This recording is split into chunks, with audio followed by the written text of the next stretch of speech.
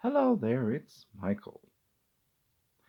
Please like, share, and subscribe to my channel. You never know what's going to happen next.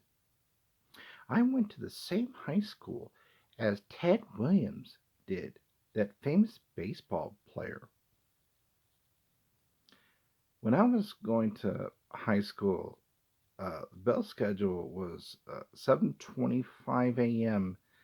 to about 2:10. We had 6 periods. 35 years later, that same high school has a different bell schedule from 8:35 in the morning to about 3:30 in the afternoon, and only four classes. What do you think about that? Um, Later bell schedules versus way back when.